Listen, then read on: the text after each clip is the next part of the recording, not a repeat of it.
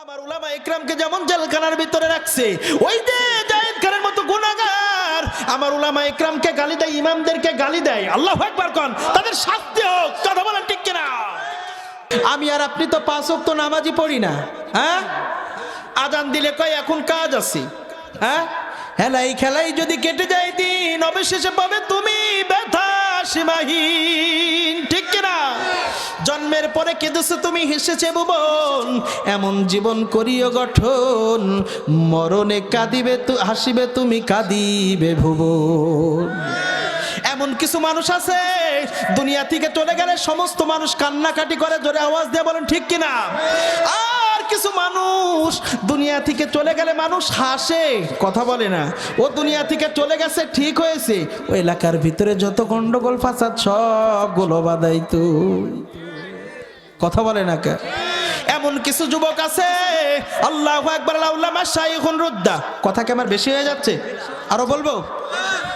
আল্লাহ পাক রব্বুল আলামিন বলেন, বান্দা এই দুনিয়ার ভিতরে যত অন্যায় অবিচার হয়, এই দুনিয়ার ভিতরে আমার উলামা ইকরামের উপরে যেমন অন্যায় হয়, আমার উলামা ইকরামকে যেমন জেলখানার ভিতরে রাখছে, ওই যে জায়েদ খানের মতো গুনাহগার আমার উলামা ইকরামকে গালি দেয়, ইমামদেরকে গালি দেয়। আল্লাহু আকবার কোন, তাদের শাস্তি হোক। কথা বলেন ঠিক কিনা?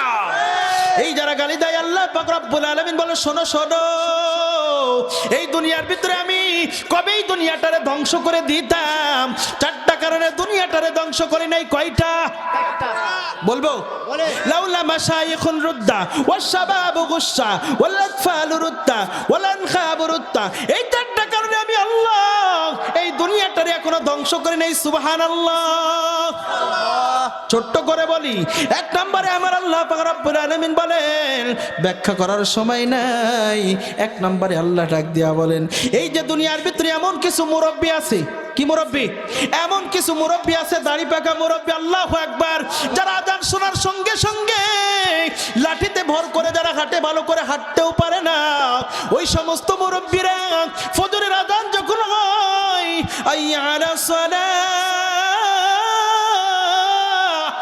সঙ্গে সঙ্গে মসজিদের দিকে ওই ঠান্ডা পানি দিয়ে ওযু বানাইয়া মসজিদের দিকে হাঁটা দেয়। আল্লাহ পাক রব্বুল আলামিন বলেন, বান্দা এই দুনিয়াটারে কবেই ধ্বংস করে দিতাম, কিন্তু আমি 4টা কারণে দিই না।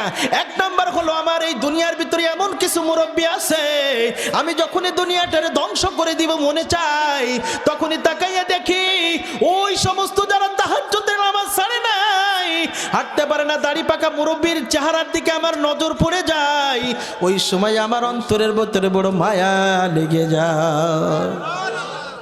2 নাম্বার ডাক দেয়া বলতেছেন, ওই দুনিয়ার ভিতরে কবি ধ্বংস করে দিতাম, কিন্তু 2 নাম্বারে এমন কিছু যুবক আছে দুনিয়ার ভিতরে, ওই সমস্ত যুবকের দিকে তাকাইলে আমি আল্লাহর বড় মায়া লেগে যায়।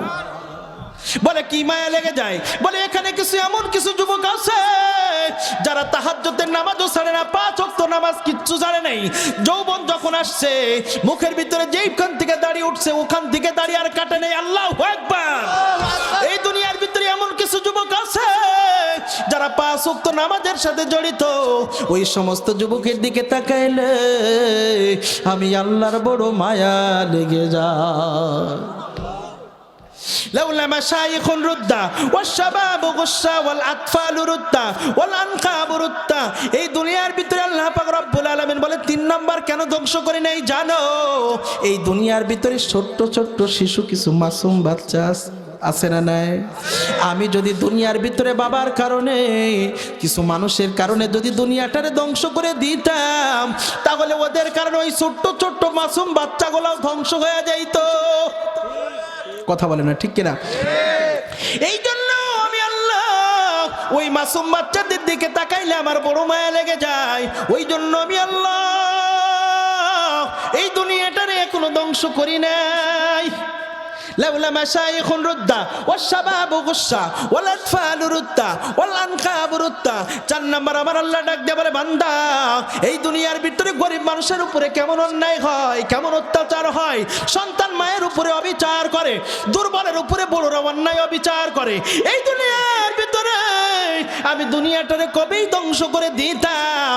4 নাম্বার কারণ হইল এই দুনিয়ার ভিতরে কিছু পশু পাখি আছে না নাই? ওই যে গরু ছাগল কিছু পশু পাখি আছে, এরা দুনিয়ার গুনাহ করা জানে না। কথা বলে না কে? এরা দুনিয়ার কোনো কিছু গুনাহ করতে পারে না। বলতে সেই অবুঝ পশু পাখি গোলা আমি যদি দুনিয়াটারে ধ্বংস করে দিতাম, ওই সমস্ত গুনাহগারদের জন্য যদি দুনিয়াটারে ধ্বংস করে দিতাম, তাহলে পশু পাখিরা পর্যন্ত সব ধ্বংস হয়ে যাইত। কথা বলে না? এই চারটা কারণে আমার আল্লাহ ডাক দেয়া বলে, বান্দা এই দুনিয়ার ভিতরে এত অন্যায় অবিচার হয়, এই অত্যায় হওয়ার পর আমি আল্লাহ দুনিয়াটারে এখনো ধ্বংস করি নাই। এই চারটা কারণে ধ্বংস করি নাই, নইলে কবে এই দুনিয়াটারে সব ধ্বংস করে দিতাম।